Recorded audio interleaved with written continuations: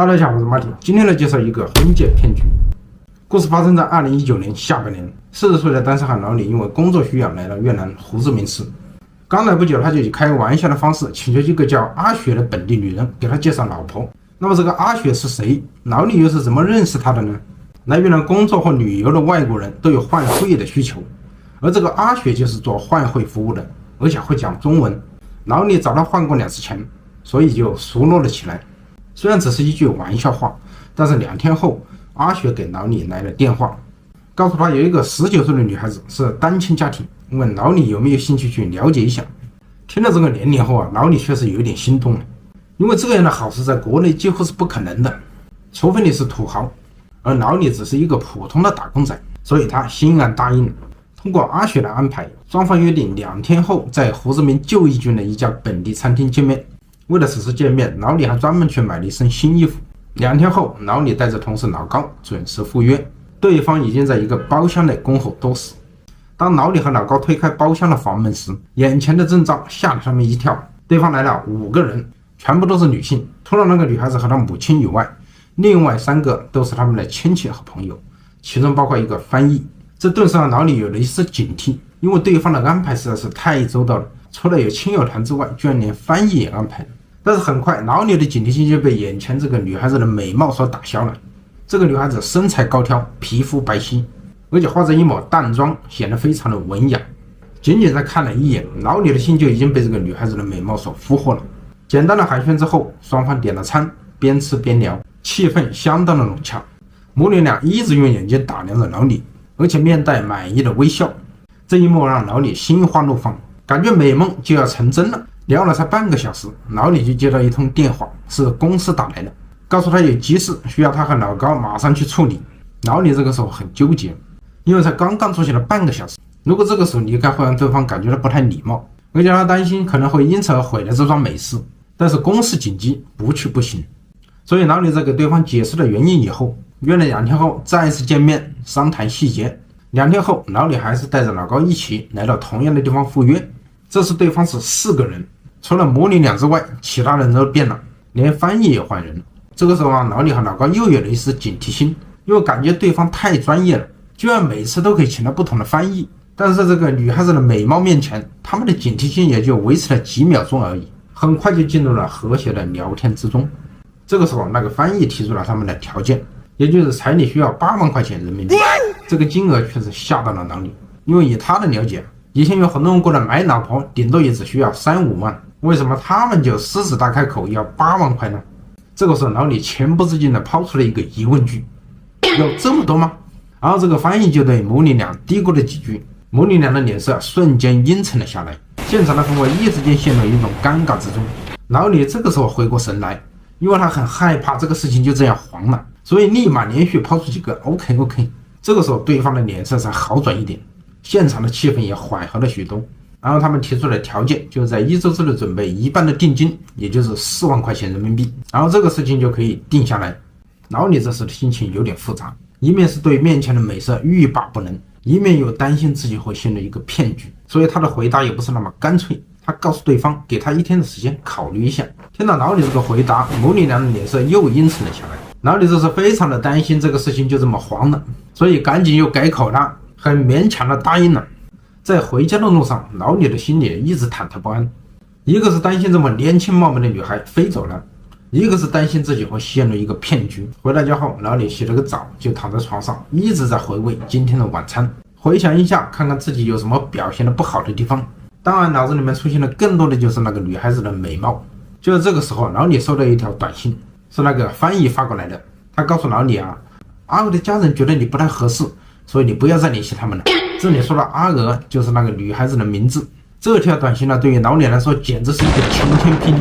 刚刚还做着黄粱美梦，片刻之间就化为泡影。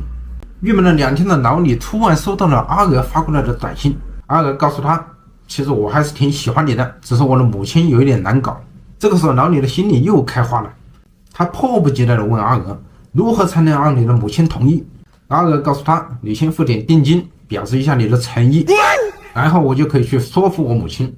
然后阿娥接着说，如果你现在拿出1半的定金有难度的话，那么你至少拿个5000万越盾，以那个时候的汇率啊，5000万越盾就相当于15000块钱人民币。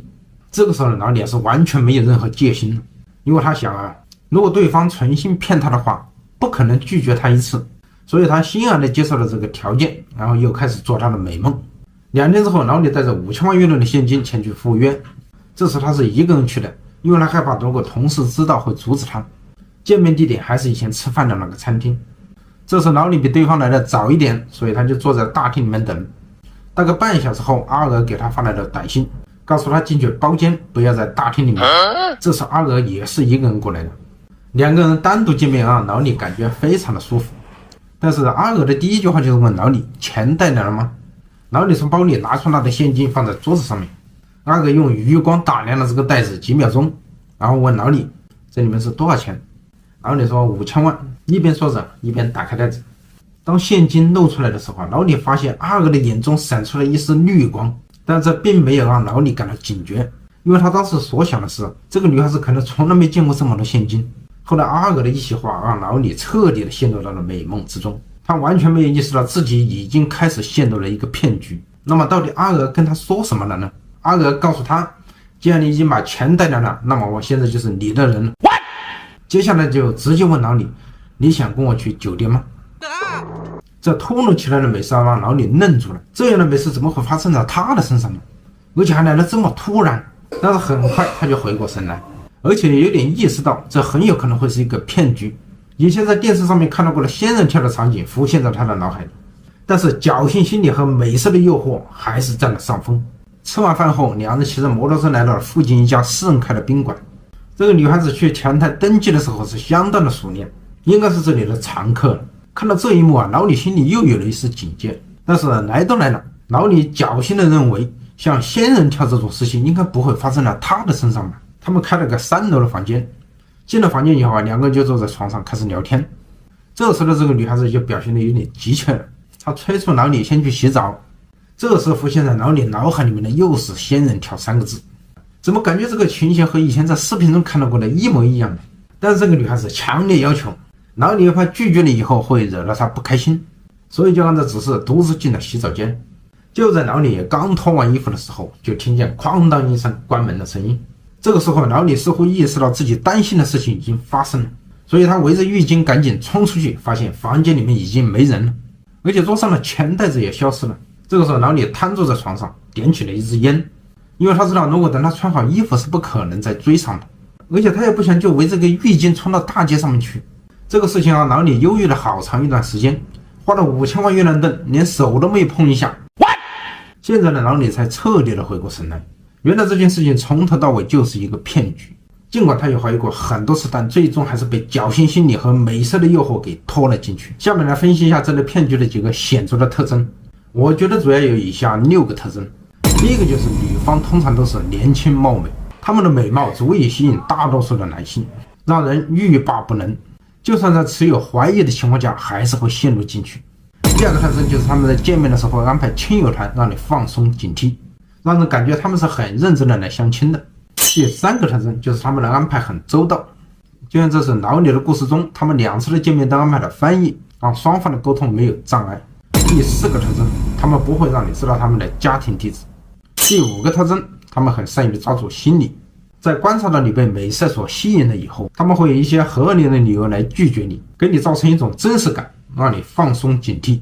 第6个特征，从老李的故事中可以发现，这个中间人只负责前期的牵线搭桥，后面的事情好像显得与他一概无关。